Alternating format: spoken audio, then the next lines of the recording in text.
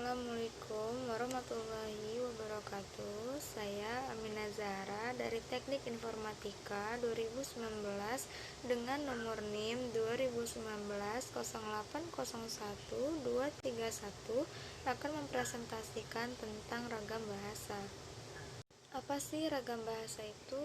Ragam bahasa suatu ungkapan yang mengandung maksud untuk menyampaikan sesuatu kepada orang lain, sesuatu yang dapat dipahami dan dimengerti oleh pendengar atau lawan bicara melalui bahasa yang diungkapkan. Ragam bahasa memiliki beberapa jenis. Yang pertama, ragam bahasa menurut situasi pemakaian, yakni terdiri atas ragam resmi dan ragam tak resmi.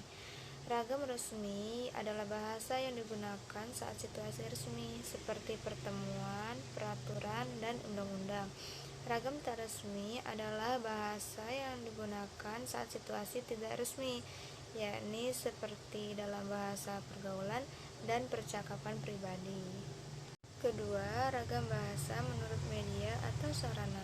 Penggunaan bahasa berdasarkan media perantarnya atau sarana yang digunakan terbagi atas ragam lisan dan ragam tulis. Perbedaan antara ragam lisan dan tulis dapat dilihat dari peristiwa berbahasa. Jika kita berbahasa lisan, orang yang diajak bicara berhadapan dengan orang yang mengajak bicara. Ciri-ciri ragam bahasa lisan: memerlukan orang kedua atau lawan bicara, tergantung situasi, kondisi, ruang dan waktu, tidak harus memerhatikan unsur gramatikal, hanya perlu intonasi dan bahasa tubuh, berlangsung cepat, sering dapat langsung terjadi tanpa alat bantu. Yang ketiga, ragam bahasa menurut pendidikan. Ragam bahasa menurut pendidikan terdiri atas ragam baku dan ragam tidak baku. Ciri ragam baku yakni mantap, artinya sesuai dengan kaidah bahasa. Dinamis, artinya tidak statis, tidak kaku.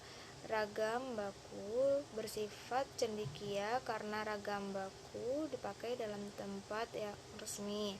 Ragam baku bersifat seragam.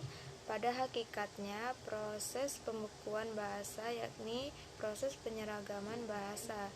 Yang keempat, ragam bahasa menurut cara pandang penutur. Berdasarkan cara penutur, ragam bahasa Indonesia terdiri atas beberapa ragam. Di antaranya adalah ragam dialek, ragam terpelajar, ragam resmi, dan ragam tak resmi. Contoh ragam dialek, gue udah baca itu buku. Nah, contoh ragam terpelajarnya, saya sudah membaca buku itu. Contoh ragam resmi, saya sudah membaca buku itu. Contoh ragam tak resmi, saya sudah membaca buku itu. Yang kelima, ragam bahasa dalam bidang wacana. Ragam bahasa dalam bidang wacana meliputi ragam ilmiah dan ragam populer. Ragam ilmiah merupakan ragam bahasa yang digunakan dalam kegiatan ilmiah, ceramah, atau tulisan-tulisan ilmiah.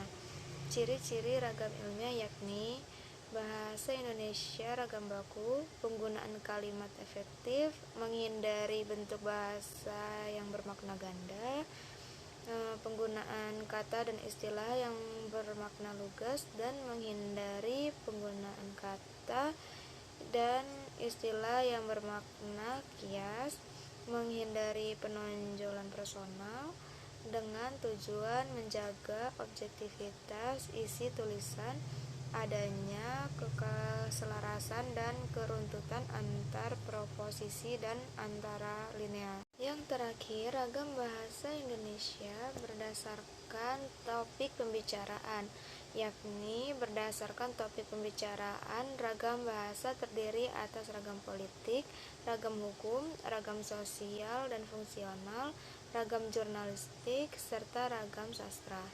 Sekian yang dapat saya sampaikan, kurang lebihnya mohon maaf. Wassalamualaikum warahmatullahi wabarakatuh.